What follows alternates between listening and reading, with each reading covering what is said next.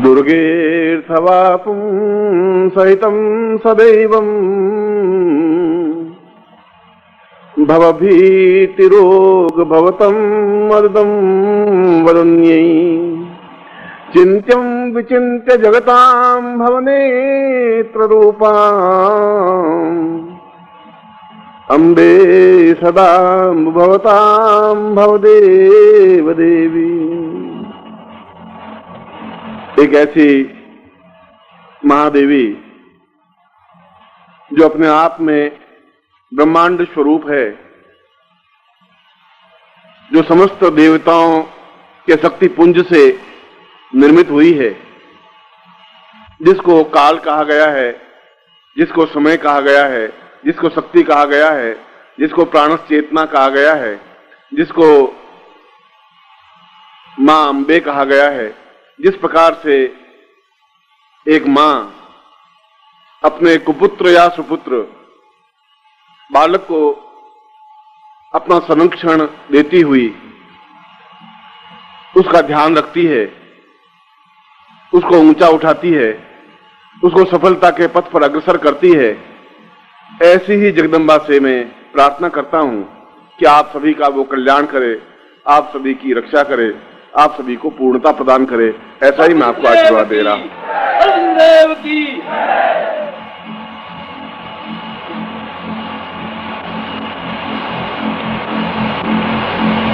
पूरे भारतवर्ष में और भारतवर्ष के बाहर भी कई बार शिष्यों के शिविर हुए, सन्यासी शिष्यों के भी और गृहस्थ शिष्यों के भी, और उन सभी शिविरों में एक गुरु रूप में मुझे जाने का अवसर भी मिला।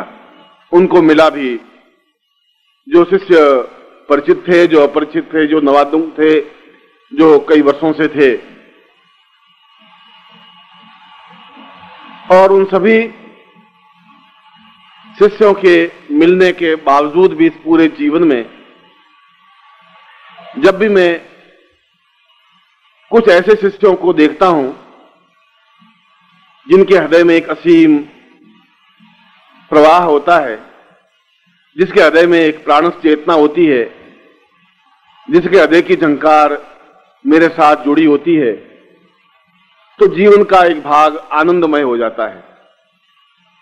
और इस भिलाई नगरी में आपके बीच आने पर मैं ऐसा ही अनुभव कर रहा हूं कि जैसे मेरे ही पुत्र हों, मेरे ही शिष्य हों, मेरी ही आंख, नाक, कान, हाथ, पैर सब मेरे सामने एक पूर्ण पुरुष बनकर के बैठे हों, ऐसा ही अनुभव कर रहा हूं।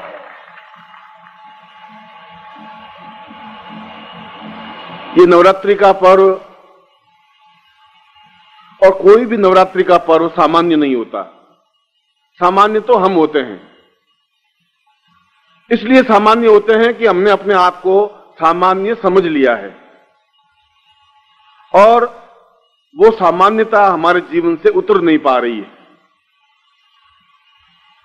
न सन्यासी शिष्य होता है, न गृहस्थ शिष्य होता है।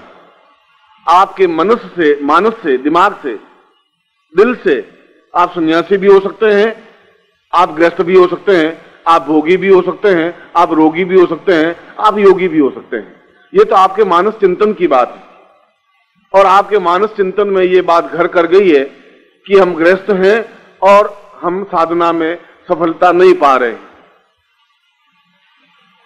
यदि आपके साथ एक समर्थ गुरु हो, आपके बीच में 10-15 वर्षों से, 50 वर्षों से हर बार जुड़ रहा, और उसके बाद भी आप सामान्य बने रह सकें, तो ये तो आपके मनस की कल्पना है, मानव की और आपके दिमाग की न्यूनता है, कमजोरी है। जब मैं ये कह रहा हूं कि आप न्यून है ही नहीं, आप कमजोर है ही नहीं, तो आपके मन से ये भ्रम मिटाना पड़ेगा। आपको ये छोड़ना पड़ेगा कि आप ये साधना में सिद्धि प्राप्त नहीं कर सकते, या भगवती जगदम्बा को साक्षात प्रकट नहीं कर सकते, या भगवती लक्ष्मी को आप अपने सामने साकार नहीं कर सकते। आप सभी अपने आप में समर्थ हैं, मगर आपके मन पर, क्योंकि आपका सारा जीवन मन के संवेगों के साथ प्रवाहित है, और मन के संवेग कहलाते हैं काम, क्रोध, लोभ, मोह, अहंकार, अटैचमेंट, प्यार, घृणा, तिरस्कार, घमंड, जो कुछ भी, ये सारे 32 संवेग हैं। आप इन संवेगों के साथ जिंदा हैं, जीवित हैं, और इन संवेगों की वजह से आपके मन पर बराबर धूल जमती रहती है, एक रेत जमती रहती है। एक मुंह देखने के शीशे को भी हम कुछ दिन नहीं पहुंचे तो उसके ऊपर भी रेत जम जाएगी, धूल जम जाएगी, यद्यपि आपने धूल फेंकी नहीं है। चारों तरफ का वातावरण ही ऐसा है। अगर आप अपने वॉश बेसिन के ऊपर शीशा लगा हुआ है और यदि आप 5-7 दिन उसको नहीं पहुंचे तो 8वें दिन आप चेहरे को साफ नहीं देख पाएंगे। आपने धूल नहीं फेंकी, आपने पानी के छींटे भी नहीं मारे, मगर जो चारों तरफ का वातावरण है, जो धूल के कण हैं, वे उस शीशे पर चिपक जाते हैं और उसकी वजह से आप अपने चेहरे को साफ नहीं देख पाते। आपके मन पर भी ये चारों तरफ का वातावरण ऐसी ही धूल बराबर फेंक रहा है। मैं हर बार आपकी धूल पहुंचता जाता हूं, आप हर बार उसके ऊपर धूल जमाते जाते हैं। मैं अपनी तरफ से प्रयत्न करता हूं कि आप अपने उस दर्पण को स्वच्छ करें, अपना चेहरा देख सकें, और देख सकेंगे तो आपको एहसास हो पाएगा कि आप एक साधक हैं, देख पाएंगे कि आप एक समर्थ गुरु के शिष्य हैं, देख पाएंगे कि आप साधनाओं में सिद्धि और सफलता पा सकते हैं। बस धुंधले शीशे से, धुंधले मन से, धुंधली आत्मा से नहीं देख पाएंगे। और इस रेत भरे हुए मन के दर्पण को स्वच्छ करने की जो क्रिया है, उस क्रिया को दीक्षा कहा जाता है। दीक्षा का मतलब यह नहीं कि आप मेरे शिष्य बन रहे, शिष्य तो है ही नहीं, शिष्य होते तो यहां बैठते ही क्यों। दीक्षा का तात्पर्य यह भी नहीं है कि मैं आपको कोई पकड़ करके ऊपर आकाश में ले जाऊं। दीक्षा का तात्पर्य यह है कि आप मेरे से उस प्रकार से जुड़ सकें जिस प्रकार से एक प्राण से, आत्मा एक आत्मा से, जीवन एक जीवन से, चिंतन एक चिंतन से, विचार एक विचार से जुड़ सके। और ऐसे जुड़ने की क्रिया की वजह से जो मेरे मन का स्वच्छ दर्पण है, वो प्रतिबिंब डाल करके आपके मन के उस दर्पण को भी पूर्णतः स्वच्छ बना देगा। तब उस पर न तो घृणा होगी, न तिरस्कार होगा, न अपमान होगा, न न्यूनता होगी, न मन में अभाव होगा, न मन की यह भावना होगी कि मैं कुछ कर नहीं सकता। और इसीलिए हमारे ऋषियों ने, योगियों ने, हमारे पूर्वजों ने वेदों और उपनिषदों में बार बार ये कहा है कि सतम विभूतय पूर्णम त्वम देवोत्थान पूर्वतः। बार बार दीक्षा लेनी ही चाहिए, बार बार शीशे को साफ करना ही चाहिए। ये जरूरी नहीं कि एक बार खरीद के लाए शीशे को और पहुंच करके रख दिया तो अब जीवन भर वो शीशा साफ रहेगा ही। बार बार, और जब हर बार उस शीशे को पहुंचा जाएगा, क्योंकि आपको वह क्रिया मालूम नहीं है कि हम अपने अंदर उस शीशे तक, दर्पण तक कैसे पहुंच सकें। आपको तो अपने शरीर का ज्ञान है ही नहीं, बाहर की चीजों का ज्ञान है कि बांस है और ये खपच्चियां हैं और ये बरसात हो रही है और ये टेंट है या जो कुछ भी है। आंतरिक रूप से जाने की आपको क्रिया का अनुभव नहीं हुआ। और आंतरिक रूप से जाने की क्रिया को जब दीक्षा कहा जाता है, तब उसके अंदर एक चित्त में जो जड़ता है, जो सड़ांध है, जो न्यूनता है, जो रुक गया है, उस जगह पर ठोकर मारने से अपने आप वो जीवन का प्रवाह सरल बन जाता है, सहज बन जाता है। फिर आपको प्रयत्न नहीं करना पड़ता, आप प्रयत्न कर भी नहीं सकते। यदि आप प्रयत्न करते ही तो फिर दीक्षा शब्द बनता ही नहीं। फिर ये योगी सन्यासी, हमारे पूर्वज वशिष्ठ विश्वामित्र ये नहीं कहते कि बार बार दीक्षा लेनी चाहिए। फिर श्लोक की रचना होती ही नहीं, फिर केवल सामान्य दीक्षा से ही काम चल जाता है। उस दीक्षा का तात्पर्य यही है कि हम अपने आप में पूर्णत्व प्राप्त कर सकें, जो हम नहीं कर सकें, जो आप नहीं कर सकें। या तो आप अपने प्रयत्नों से करें, और यदि आप प्रयत्न नहीं कर सकें या आपको रास्ता ज्ञात नहीं हो, तो फिर गुरु के माध्यम से उस स्थिति को प्राप्त कर सकें जिस स्थिति के माध्यम से हम अपने जीवन के अंदर स्थित ब्रह्मांड को देख सकें। जब अर्जुन ने कहा कि मैं तो आपको समझ नहीं पा रहा हूं, आप कह रहे हैं कि आप 11वें अध्याय में कहा है कि 10वें अध्याय में कहा है कि आप अपने आप को कह रहे हैं आप बहुत महान हैं, और पेड़ों में आप कह रहे हैं कि मैं पीपल हूं, और ये आप कह रहे हैं कि मैं ब्रह्मांड हूं, मैं नदियों में गंगा हूं, मैं सागरों में समुद्र हूं। मुझे तो ऐसा कुछ लग नहीं रहा है। मुझे तो लग रहा है कि आप सारथी हैं, घोड़ों की लगाम पकड़ी हुई है और कुरुक्षेत्र में खड़े हैं। आप में मुझ में अंतर क्या है? मैं कैसे मानूंगा कि आप है? मैं देख ही नहीं पा रहा हूं, मैं समझ नहीं पा रहा हूं, आपको सब सुन रहा हूं, और मैं चुप इसलिए हूं कि आप मुझसे बड़े हैं और बड़ों के सामने बोलना नहीं चाहिए। और जो जिस जगह मैं आपको लाके खड़ा हूं उसी जगह अर्जुन भी खड़ा था। जो बात आपके मन में उठ रही है वही अर्जुन के मन में भी उठी थी। जो प्रश्न मैंने समझाया था वही कृष्ण ने भी समझाया था। और जब देखा कि अर्जुन समझ नहीं पाएगा क्योंकि इसके मन के उस दर्पण पर बहुत विकार हैं, ये कह रहा है ये भीष्म मेरे दादा हैं, ये मेरे पिता हैं, ये मेरे चाचा हैं, ये मेरे ताऊ हैं, ये सब यहां बैठे हैं, मैं इनको कैसे मार सकता हूं, मैं युद्ध में ये सब कैसे कर सकता हूं। तब कृष्ण स्वयं खड़े हुए और उत्तिष्ठतम जागृतत्वम पूर्ण छेदमेव चः, खड़े हुए कृष्ण खड़े होकर के अर्जुन को पकड़ा, बालों से बाल से पकड़ कर ठोकर लगाई, और ठोकर लगाते ही उसके अंदर एक ब्रह्मांड चेतना पैदा हुई, एक देखने की ज्योति पैदा हुई, अंदर का सारा रास्ता खुला, स्पष्ट हुआ, और उसने देखा कि वही कृष्ण अपने आप में पूर्ण ब्रह्मांड स्वरूप है। सारा ब्रह्मांड उनके चारों तरफ घूम रहा है, और कृष्ण तो वही दो हाथ, क्योंकि बाकी तो सामने और दुर्योधन भी खड़े थे, दुशासन भी खड़े थे, और भी कृपाचार्य खड़े थे, और भी कई सैनिक सैकड़ों योद्धा खड़े थे, उनको तो वही दो हाथ वाले कृष्ण दिखाई दे रहे थे। अर्जुन को दिखाई दे रहा था कि महाभारत युद्ध तो इनके अंदर चल रहा है, ये सब मर रहे हैं, भीष्म भी खत्म हो रहे हैं और दुर्योधन भी खत्म हो रहे हैं, दुशासन भी खत्म हो रहे हैं, और मैं तो एक निमित्त मात्र हूं उनको मारने का और इस युद्ध को विजय प्राप्त करने का। ये सब कुछ काल चक्र तो चल ही रहा है। और वह उस गांडी को फेंक करके पूर्ण रूप से समर्पित होता हुआ कहा कि आज मैं समझ पाया हूं कि आप मेरे साथ ही नहीं है। आज मैं समझ पाया हूं कि आप वह सब कुछ हैं जो अपने आप में अद्वितीय हैं, पूर्ण हैं। आज मैं एहसास कर रहा हूं, महसूस कर रहा हूं कि मेरा इतना पूरा जीवन अपने आप में योद्धा रूप में व्यतीत हुआ। मैं गांडीवधारी कहनाया, सारे लोग मुझसे थर्राते थे, डरते थे कि मेरे बाण कमजोर नहीं जाते, मगर आज मैं समझ रहा हूं कि मैं अपूर्ण था, अज्ञानी था।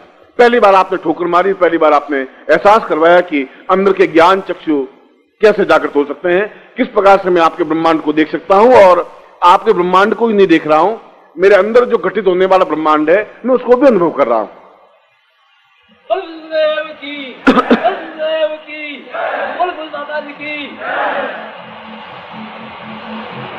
आपके अंदर भी वैसा ही ब्रह्मांड घटित हो रहा है, आपके अंदर भी वैसी स्थिति बन रही है। और इस प्रसंग को लाने के पीछे मेरा मकसद यह था कि ये 9 दिन जो 7 दिन हमारे बीच में नवरात्रि के हैं, ये व्यर्थ में नहीं चले जाएं। ऐसा नहीं हो जैसे आप आए वैसा ही शीशा आपके पास लेकर के वापस घर नहीं चले जाएं।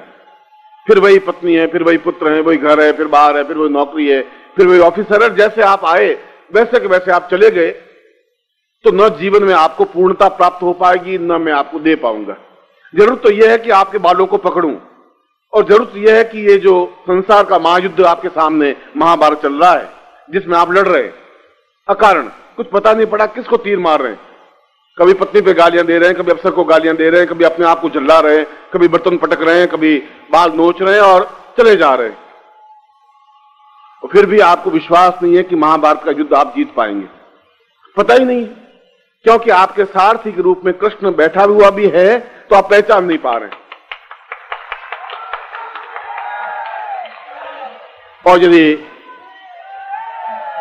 और यदि अर्जुन प्रश्न करता ही नहीं कि आप कौन है, कैसे मैं कैसे ब्रह्मांड को देखूं, आपको अपने आप में घटित होने वाले ब्रह्मांड को कैसे अनुभव करूं, कैसे उस सारे पूरे ब्रह्मांड को। और जब पूरे ब्रह्मांड है तो फिर वहां शिव भी है, वहां शक्ति भी है, जगदम्बा भी है, माया भी है, और वहां भौतिकता भी है, वहां आध्यात्मिकता भी है, वहां सब कुछ है।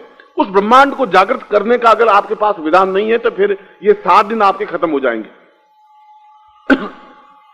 और ये 7 दिन खत्म नहीं हो जाएंगे, ये 7 वर्ष खत्म हो जाएंगे, ये 700 वर्ष खत्म हो जाएंगे आपके। और मैं ये बात आपको चेतावनी के रूप में, सावधानी के रूप में कह रहा हूं। और इसलिए कह रहा हूं कि हर बार कृष्ण पैदा नहीं होते, हर बार अर्जुन को ठोकर नहीं मारी जाती।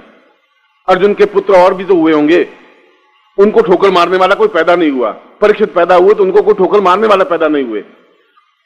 ये संयोग है कि महाभारत का युद्ध हो, हम महाभारत युद्ध में जूझ रहे हों, रथ पे भागे जा रहे हों, पता नहीं रथ कहां जाएगा, मन में बड़ी आशंकाएं हैं कि युद्ध में विजित होंगे कि अविजित होंगे, कहां मरेंगे, किस प्रकार से होगा, क्या ये पूरा ब्रह्मांड देख भी पाएंगे कि नहीं। और कृष्ण हो और आपका प्रश्न हो और आप तैयार हो और वो ठोकर मारे और आप ब्रह्मांड को जागृत कर दें, इससे बड़ा सौभाग्य आपकी जिंदगी का फिर नहीं हो सकता। मैंने तो आपके सामने आप महाभारत युद्ध में किस जगह खड़े हैं वहां पर आपको पहचान दिला दी है कि आप कौन हैं, कहां खड़े हैं, गड़बड़ी कहां है और आपकी समस्या क्या है। और जब तक आप अर्जुन की तरफ प्रश्न नहीं करेंगे, जब तक तैयार नहीं होंगे ठोकर मारने के लिए, तो कृष्ण बेचारा ठोकर मार भी नहीं सकेगा, क्योंकि आप राजपुत्र हैं। कृष्ण तो ठीक है, आपको बता दिया कि तुम अगर कुछ नहीं करोगे तो ये जीवन बीत जाएगा। मैं बार बार तुम्हें ये कहता हूं। और यदि कुछ क्षण, कुछ समय, कुछ वर्ष और बीत गए तो आपके पास उन 36 संवेगों के साथ एक 37वां संवेग और जुड़ जाएगा, जिसको पछतावा कहते हैं। उस पछतावे के अलावा कुछ नहीं रहेगा कि हमने समय पर पहचाना नहीं, सावधान नहीं हुए, हमने अनुभव नहीं किया, हम केवल स्वार्थ में लिप्त रह गए और केवल उस टेंट में जो 2-4 रुपए थे, जो कुछ हमारे पास पूंजी थी, जो कुछ हमारा चिंतन था, जो कुछ हमारा भ्रम था, जो कुछ संदेह था, उसको लिए, वो गठड़ी को लिए हुए वापिस आप अपने घर पहुंच गए। और मैं ऐसा नहीं चाहता हूं। मैं चाहता हूं कि इस जीवन का प्रत्येक क्षण आपका, इस 7 दिनों में बस सब कुछ आप प्राप्त कर सकें जो मैं सब कुछ आपको दे सकूं।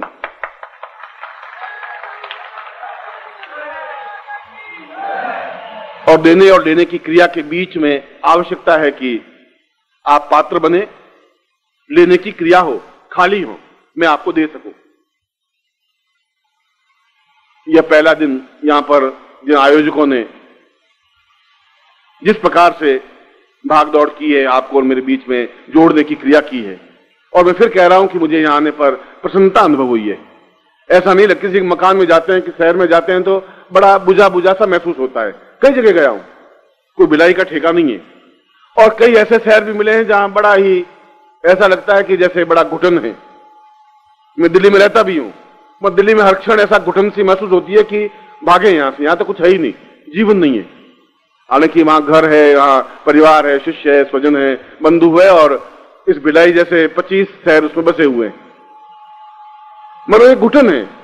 बिलाई में आने पर ऐसा लगा कि जैसे ये सारा परिवार है, स्वच्छता है, पवित्रता है, मेरे शिष्य है। और शायद इस बार ये चीज